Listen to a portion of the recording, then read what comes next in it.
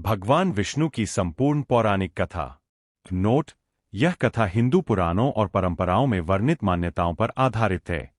अलग अलग पुराणों और संप्रदायों में सृष्टि और विष्णु के स्वरूप की कथा कुछ अलग मिल सकती है। इसे धार्मिक आस्था और पौराणिक कथा के रूप में समझना चाहिए। अध्याय 1। भगवान विष्णु कौन है?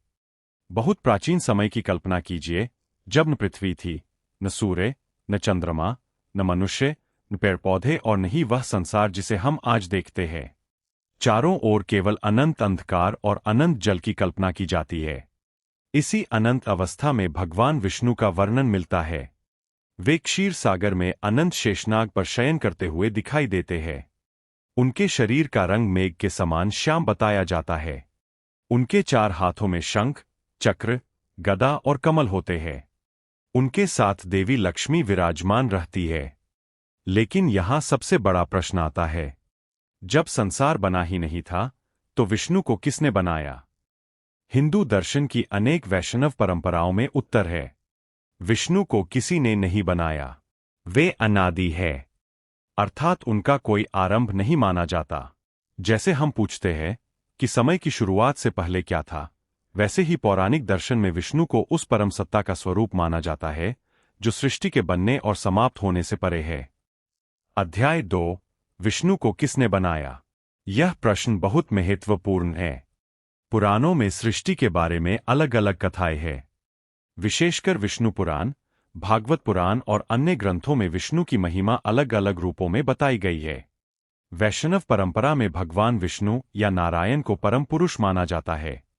इस दृष्टि से ब्रह्मा सृष्टि की रचना करते हैं, विष्णु सृष्टि का पालन करते हैं, शिव सृष्टि के सहार से जुड़े हैं। लेकिन इसका अर्थ यह नहीं कि तीनों देवताओं को हर परंपरा में बिल्कुल अलग अलग और स्वतंत्र ईश्वर माना गया है। हिंदू दर्शन में इनके संबंध की व्याख्या संप्रदाय के अनुसार बदलती है। कहीं विष्णु सर्वोच्च है, कहीं शिव सर्वोच्च है और कहीं देवी को परम शक्ति माना जाता है। इसलिए यदि कोई पूछे, विष्णु को किसने बनाया, तो वैष्णव उत्तर होगा, किसी ने नहीं, वे अनादि है। अध्याय 3। अनंत शेष पर भगवान विष्णु। पौराणिक चित्रों में आपने भगवान विष्णु को एक विशाल सर्प पर लेटे हुए देखा होगा। उस सर्प का नाम है अनंत शेष या शेषनाग। कहा जाता है कि शेष के असंख्य फन हैं और वह भगवान विष्णु की सेवा करता है। विष्णु क्षीर सागर में योग निद्रा में स्थित है। उनके चरणों के पास देवी लक्ष्मी रहती है। यह दृश्य केवल एक सुंदर चित्र नहीं है, इसके भीतर गहरा प्रतीक भी माना जाता है। अनंत शेष अनंतता का प्रतीक है। क्षीर सागर उस असीम अस्तित्व का प्रतीक माना जाता है जिसमें सृष्टि संभावित रूप से मौजूद है, और विष्णु उस परम चेतना का प्रतिनिधित्व करते हैं जिससे सृष्टि का संचालन होता है। अध्याय 4। नाभि से कमल और ब्रह्मा का जन्म। एक प्रसिद्ध पौराणिक कथा के अनुसार जब सृष्टि का नया चक्र प्रारंभ हुआ, तब भगवान विष्णु के नाभि से एक दिव्य कमल प्रकट हुआ। उस कमल पर ब्रह्मा प्रकट हुए। ब्रह्मा ने चारों ओर देखा। उन्हें समझ नहीं आया कि वे कहाँ हैं। उन्होंने सोचा, मैं कौन हूं? मैं कहाँ से आया हूं? उन्होंने कमल के तने को खोजने का प्रयास किया। वे नीचे की ओर गए, लेकिन उस तने का अंत उन्हें नहीं मिला। बहुत प्रयास करने के बाद वे वापस आए। फिर उन्हें भीतर से ज्ञान प्राप्त हुआ। उन्होंने ध्यान किया, तब उन्हें सृष्टि के निर्माण का ज्ञान प्राप्त हुआ। इस प्रकार कथा में ब्रह्मा को सृष्टिकर्ता के रूप में प्रस्तुत किया जाता है। अध्याय 5। ब्रह्मा ने संसार बनाया। ब्रह्मा ने सृष्टि की रचना प्रारंभ की। देवता, ऋषि, प्रजापति, मनुष्य, पशु, पक्षी और अनेक प्रकार के जीवों की उत्पत्ति का वर्णन पुराणों में मिलता है। लेकिन यहां एक बात समझना जरूरी है। पुराणों की सृष्टि आधुनिक विज्ञान की बिग बैंग या ब्रह्मांड विज्ञान की वैज्ञानिक व्याख्या नहीं है। यह धार्मिक और दार्शनिक दृष्टिकोण से संसार की उत्पत्ति और उसके चक्र को समझाने वाली कथा है। हिंदू दर्शन में संसार को अक्सर एक चक्र के रूप में देखा जाता है। सृष्टि, पालन, संहार, पुनः सृष्टि। इस चक्र को अनंत माना जाता है। अध्याय 6। विष्णु का कार्य क्या है? भगवान विष्णु का सबसे प्रसिद्ध कार्य है संसार की रक्षा और धर्म की स्थापना। जब संसार में अधर्म बढ़ता है, जब शक्तिशाली लोग कमजोरों को सताते हैं और जब धर्म संकट में पड़ता है, तब विष्णु किसी न किसी रूप में प्रकट होते हैं। ऐसा हिंदू धर्म की प्रसिद्ध मान्यता है। भगवद गीता में भगवान कृष्ण कहते हैं, जब जब धर्म की हानि और अधर्म की वृद्धि होती है, तब मैं प्रकट होता हूं। यही विचार विष्णु के अवतारों की कथाओं का आधार है। अध्याय 7। भगवान विष्णु के अवतार। भगवान विष्णु के अनेक अवतार बताए गए हैं। सबसे प्रसिद्ध है दशावतार की परंपरा। इनमें सामान्यतः ये रूप गिने जाते हैं: 1 मत्स्य, 2 कूर्म, 3 वराह, 4 नरसिंह, 5 वामन, 6 परशुराम, 7 राम, 8 कृष्ण, 9 बुद्ध। कुछ परंपराओं में 10 कल्कि, भविष्य का अवतार। अलग अलग परंपराओं में सूची थोड़ी अलग हो सकती है। अब इन कथाओं को समझते हैं। अध्याय 8। मत्स्य अवतार। एक समय संसार पर बहुत बड़ा संकट आने वाला था। पुराणों में वर्णन मिलता है कि एक महान जल प्रलय आने वाला था। उस समय भगवान विष्णु ने मछली का रूप यानी मत्स्य अवतार धारण किया। उन्होंने राजा मनु को आने वाले प्रलय की सूचना दी। मनु को कहा गया कि वे जीवों और आवश्यक ज्ञान की रक्षा करें। फिर जल बढ़ने लगा, चारों ओर पानी फैल गया। मत्स्य रूपी भगवान ने नाव की रक्षा की। इस प्रकार जीवन के बीज को अगले सृष्टि चक्र तक सुरक्षित रखने की कथा मिलती है।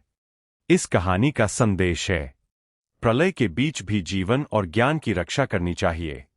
अध्याय 9। कूर्म अवतार और समुद्र मंथन। अब आती है हिंदू पुराणों की सबसे प्रसिद्ध कथाओं में से एक, समुद्र मंथन।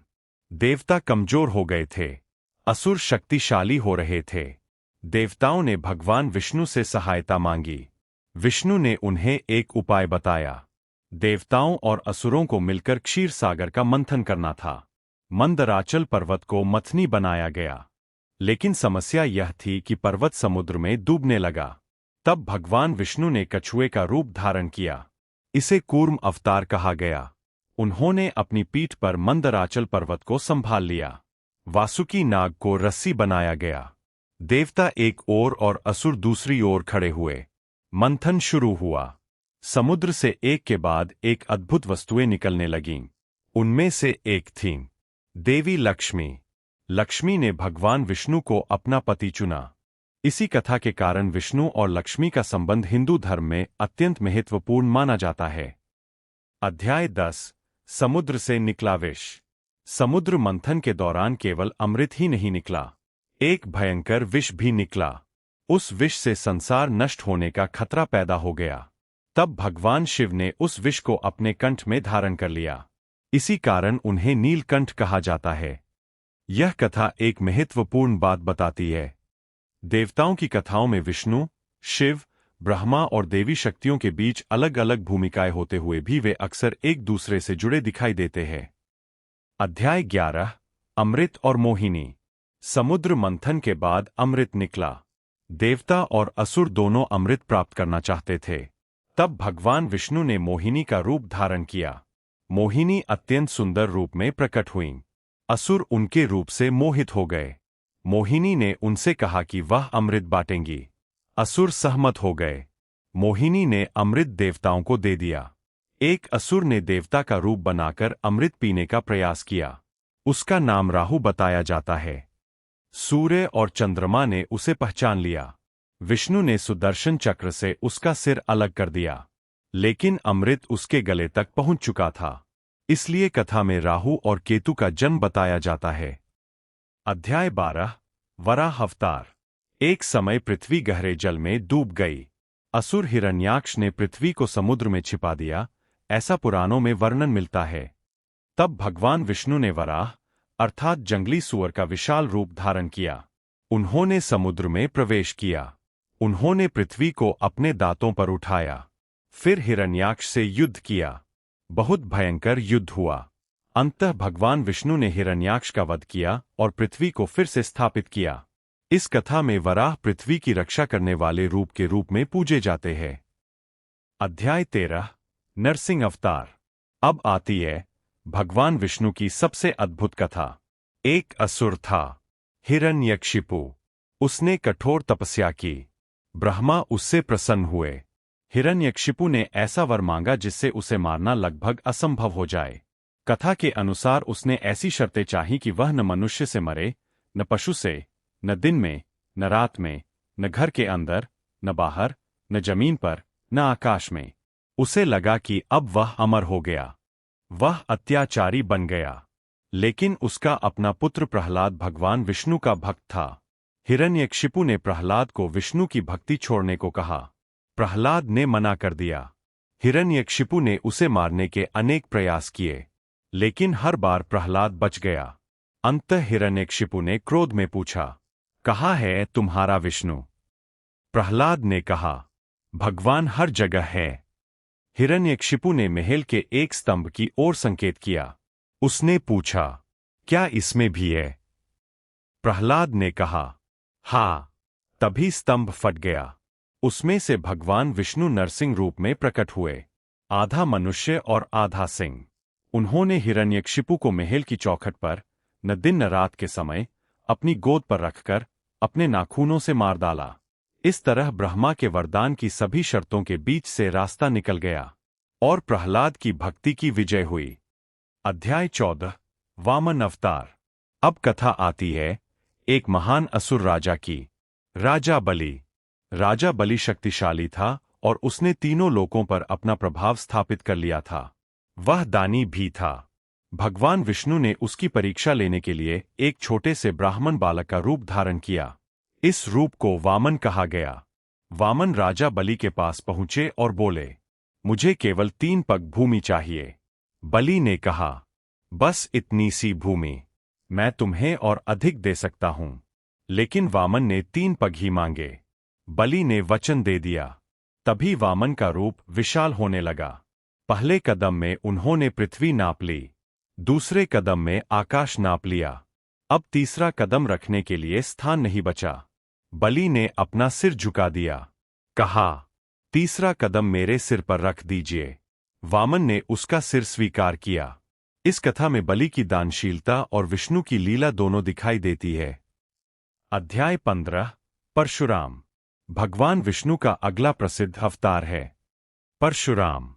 वे ऋषि जमदग्नि के पुत्र थे। उनका नाम राम था, लेकिन उनके हाथ में परशु अर्थात कुल्हाड़ी रहने के कारण वे परशुराम कहलाए। कथा के अनुसार उस समय कुछ अत्याचारी क्षत्रिय राजाओं ने प्रजा को बहुत परेशान किया। परशुराम ने अधर्म के विरुद्ध युद्ध किया। यह अवतार धर्म और न्याय की स्थापना से जुड़ा माना जाता है। अध्याय 16 भगवान राम। अब हम पहुंचते हैं भगवान विष्णु के सबसे प्रसिद्ध अवतारों में से एक पर, भगवान राम।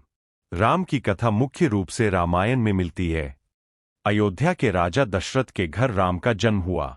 वे मर्यादा, सत्य, त्याग और धर्म के आदर्श माने जाते हैं।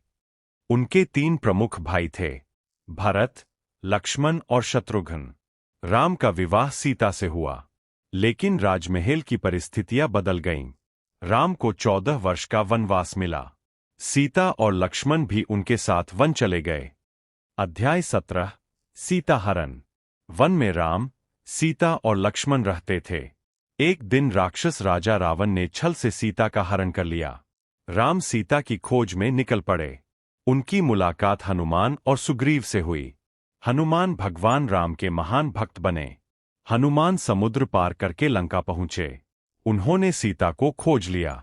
फिर राम की सेना ने समुद्र पर सेतु बनाया और लंका की ओर प्रस्थान किया। राम और रावण के बीच युद्ध हुआ। अंततः राम ने रावण का वध किया। सीता को मुक्त कराया गया। राम अयोध्या लौटे। उनका राज्याभिषेक हुआ। राम का शासन रामराज्य के नाम से प्रसिद्ध हुआ। अध्याय 18 भगवान कृष्ण। विष्णु का सबसे लोकप्रिय अवतारों में से एक है भगवान कृष्ण। कृष्ण का जन्म मथुरा में हुआ। उनकी माता थी देवकी और पिता वासुदेव। उस समय मथुरा का राजा था कंस। कंस को भविष्यवाणी मिली थी कि देवकी की 8वीं संतान उसका अंत करेगी। इसलिए उसने देवकी और वासुदेव को कारागार में बंद कर दिया। उनके बच्चों को मारता गया। लेकिन जब कृष्ण का जन्म हुआ, तब एक अद्भुत घटना हुई। कारागार के द्वार खुल गए। वासुदेव कृष्ण को लेकर गोकुल की ओर निकल पड़े। यमुना पार करके उन्होंने कृष्ण को नंद और यशोदा के पास पहुंचा दिया। कृष्ण का पालन पोषण गोकुल और वृंदावन में हुआ। अध्याय 19 बाल कृष्ण की लीलाएं। कृष्ण बचपन से ही बहुत चंचल थे। वे माखन चुराते, गोपियों को परेशान करते, इसलिए उन्हें प्यार से माखन चोर भी कहा जाता है। लेकिन उनकी बाल लीलाओं के पीछे गहरे धार्मिक अर्थ भी देखे जाते हैं। उन्होंने अनेक असुरों का वध किया। पूतना, तृणावर्त, बकासुर, अघासुर जैसे राक्षसों की कथाएं कृष्ण से जुड़ी है। एक प्रसिद्ध कथा में कृष्ण ने अपनी छोटी उंगली पर गोवर्धन पर्वत उठा लिया। कथा के अनुसार इंद्र ने अत्यधिक वर्षा कर दी थी। कृष्ण ने लोगों और पशुओं की रक्षा के लिए गोवर्धन पर्वत को छतरी की तरह उठा लिया। अध्याय 20 कृष्ण और राधा। वृंदावन की कथाओं में कृष्ण और राधा का प्रेम अत्यंत प्रसिद्ध है। राधा को कृष्ण की परम भक्त और दिव्य प्रेम की प्रतीक माना जाता है। रासलीला की कथाएं भक्ति परंपरा में बहुत महत्वपूर्ण हैं। इन कथाओं को केवल सांसारिक प्रेम की कहानी मानना पर्याप्त नहीं है। भक्ति परंपरा में राधा कृष्ण का प्रेम जीव और परमात्मा के प्रेम का प्रतीक माना जाता है। अध्याय 21 कंस का अंत। कृष्ण बड़े हुए। उन्होंने मथुरा लौटकर कंस का सामना किया। कंस ने उन्हें मारने के लिए अनेक योजनाएं बनाई थीं, लेकिन अंततः कृष्ण ने कंस का वध कर दिया। मथुरा को अत्याचार से मुक्त कराया गया। इसके बाद कृष्ण की कथा और भी विशाल हो जाती है। उन्होंने द्वारका में एक महान नगरी बसाई। इसी कारण उन्हें द्वारकाधीश कहा जाता है। अध्याय 22 महाभारत में कृष्ण। महाभारत में कृष्ण की भूमिका अत्यंत महत्वपूर्ण है। वे पांडवों के मित्र और मार्गदर्शक बने। जब कौरव और पांडव युद्ध की ओर बढ़ रहे थे, तब कृष्ण ने शांति स्थापित करने की कोशिश की, लेकिन युद्ध नहीं रुक सका। कुरुक्षेत्र के मैदान में अर्जुन अपने ही रिश्तेदारों को सामने देखकर भ्रमित हो गए। उन्होंने कृष्ण से कहा, मैं अपने ही लोगों से कैसे युद्ध करूं? तब कृष्ण ने उन्हें धर्म, कर्म, आत्मा और योग का ज्ञान दिया। यही उपदेश भगवद गीता के रूप में प्रसिद्ध हुआ। अध्याय 23 गीता का महान संदेश। कृष्ण ने अर्जुन को समझाया कि आत्मा न जन्म लेती है और न मरती है। मनुष्य को अपने कर्तव्य से भागना नहीं चाहिए। कर्म करना चाहिए, लेकिन कर्म के फल के प्रति आसक्ति नहीं रखनी चाहिए। उन्होंने भक्ति, ज्ञान और कर्म तीनों मार्गों का वर्णन किया। कृष्ण ने अपना विराट रूप भी अर्जुन को दिखाया। अर्जुन ने उस रूप में समस्त संसार को देखा। देवता, मनुष्य, योद्धा, समय और ब्रह्मांड सब उसी विराट रूप में दिखाई दिए। यह प्रसंग विष्णु कृष्ण की दिव्यता को समझने के लिए सबसे महत्वपूर्ण कथाओं में से एक है। अध्याय 24 कृष्ण के बाद। महाभारत का युद्ध समाप्त हुआ। कृष्ण ने धर्म की स्थापना में पांडवों का मार्गदर्शन किया, लेकिन समय के साथ यादव वंश में भी विनाश आया। अंततः कृष्ण ने पृथ्वी से अपनी लीला समाप्त की। उनके जाने के बाद द्वापर युग का अंत और कलयुग के आरंभ की धार्मिक धारणा जुड़ी हुई है। अध्याय 25 कल्कि अवतार। विष्णु का 10वां प्रसिद्ध अवतार है कल्कि। यह अवतार अभी भविष्य में होने वाला बताया जाता है। पुराणों में कहा गया है कि जब कलयुग अपने चरम पर होगा और अधर्म बहुत बढ़ जाएगा, तब भगवान विष्णु कल्कि रूप में प्रकट होंगे। वे अधर्म का अंत करेंगे और धर्म की पुनः स्थापना करेंगे। इसके बाद एक नए युग की शुरुआत होगी। अध्याय 26 विष्णु और लक्ष्मी। भगवान विष्णु के साथ देवी लक्ष्मी का नाम हमेशा लिया जाता है। लक्ष्मी धन, समृद्धि, सौभाग्य और ऐश्वर्य की देवी मानी जाती है। समुद्र मंथन की कथा में लक्ष्मी के प्रकट होने और विष्णु को पति रूप में चुनने का वर्णन मिलता है। इसीलिए अनेक घरों में दीपावली पर लक्ष्मी और विष्णु से जुड़े धार्मिक अनुष्ठान किए जाते हैं। अध्याय 27 विष्णु के 4 हाथों का रहस्य। भगवान विष्णु को सामान्यतः 4 हाथों के साथ दिखाया जाता है। उनके हाथों में होते हैं शंख। शंख का नाम पांचजन्य बताया जाता है। यह धर्म और दिव्य ध्वनि का प्रतीक माना जाता है। सुदर्शन चक्र। यह भगवान विष्णु का दिव्य अस्त्र है। यह अधर्म और बुराई के विनाश का प्रतीक माना जाता है। कमल। कमल पवित्रता और आध्यात्मिक जागरण का प्रतीक है। गदा। विष्णु की गदा को कौमोदकी कहा जाता है। यह शक्ति और न्याय का प्रतीक मानी जाती है। अध्याय 28। गरुड़ कौन है? भगवान विष्णु का वाहन है। गरुड़। गरुड़ को विशाल दिव्य पक्षी के रूप में वर्णित किया जाता है। वे भगवान विष्णु के महान भक्त और सेवक हैं। विष्णु के मंदिरों में कई बार गरुड़ की मूर्ति भगवान के सामने दिखाई देती है। अध्याय 29। क्या विष्णु और कृष्ण अलग है? यह प्रश्न भी बहुत लोग पूछते हैं। वैष्णव परंपराओं में इसके अलग अलग उत्तर मिलते हैं। कई परंपराओं में कृष्ण को विष्णु का अवतार माना जाता है, लेकिन भागवत परंपरा में कृष्ण को स्वयं भगवान और अन्य रूपों को उनके विस्तार के रूप में भी समझाया जाता है। इसलिए कृष्ण विष्णु है या विष्णु कृष्ण है का उत्तर संप्रदाय के अनुसार अलग हो सकता है। दोनों को अलग अलग देवता समझना भी कुछ परंपराओं में उचित नहीं माना जाता। अध्याय 30। असली प्रश्न। भगवान को किसने बनाया? अब शुरुआत के प्रश्न पर वापस आते हैं। भगवान विष्णु को किसने बनाया? हिंदू वैष्णव दर्शन के अनुसार विष्णु अनादि है। अनादि का अर्थ है जिसका कोई प्रारंभ नहीं। इसलिए यह कहना कि किसी ने विष्णु को बनाया वैष्णव दर्शन की मूल धारणा से मेल नहीं खाता। जिस प्रकार परम सत्य को किसी कारण का परिणाम नहीं माना जाता, उसी प्रकार विष्णु को भी स्वयंभू अनादि परम सत्ता के रूप में समझा जाता है। हालांकि दूसरे हिंदू संप्रदायों में परम सत्य को शिव, शक्ति, ब्रह्मा या अन्य रूपों में समझाया जा सकता है। अध्याय 31। सृष्टि कितनी बार बनती है? हिंदू पौराणिक ब्रह्मांड विचार में समय सीधा नहीं बल्कि चक्रीय है। एक सृष्टि आती है, फिर उसका विनाश होता है, फिर नई सृष्टि आती है। इसी तरह युगों का भी चक्र माना जाता है। 4 युग बताए जाते हैं: सतयुग, त्रेतायुग, द्वापर युग, कलियुग। और फिर चक्र दोबारा चलता है। इस दृष्टिकोण में संसार का कोई एकमात्र आरंभ और एकमात्र अंत नहीं है। अध्याय 32। विष्णु का सबसे बड़ा संदेश। विष्णु की कथाओं को केवल राक्षसों को मारने की कहानियां समझना उनके अर्थ को छोटा कर देना होगा। इन कथाओं में बार बार एक विचार आता है: जब अधर्म बढ़ता है, धर्म की रक्षा आवश्यक है। प्रहलाद की कहानी भक्ति सिखाती है। राम की कथा मर्यादा और कर्तव्य सिखाती है। कृष्ण की कथा कर्म और ज्ञान सिखाती है। वामन की कथा अहंकार और दान की परीक्षा दिखाती है। नरसिंह की कथा बताती है कि अत्याचार कितना भी शक्तिशाली क्यों न हो, उसका अंत हो सकता है। अंतिम बात। तो संक्षेप में, भगवान विष्णु कौन है? हिंदू धर्म में वे परम देवताओं में से एक है और विशेषकर वैष्णव परंपरा में परम भगवान सर्वोच्च सत्ता के रूप में पूजे जाते हैं। उन्हें किसने बनाया? वैष्णव दर्शन के अनुसार उन्हें किसी ने नहीं बनाया, वे अनादि है। उनका काम क्या है? संसार का पालन और धर्म की रक्षा। उनके प्रमुख अवतार कौन हैं? मत्स्य, कूर्म, वराह, नरसिंह, वामन, परशुराम, राम, कृष्ण और भविष्य में कल्कि आदि। उनकी पत्नी कौन है? देवी लक्ष्मी। उनका वाहन कौन है? गरुड़। उनके प्रमुख अस्त्र क्या है? सुदर्शन चक्र और कौमोद की गदा, साथ में शंख और कमल उनके प्रमुख चिन्ह हैं। और सबसे महत्वपूर्ण बात, विष्णु की कथा केवल एक देवता के जन्म की कहानी नहीं है। यह सृष्टि, समय, धर्म, अधर्म, कर्म, भक्ति और जीवन के उद्देश्य को समझाने वाली विशाल पौराणिक परंपरा है।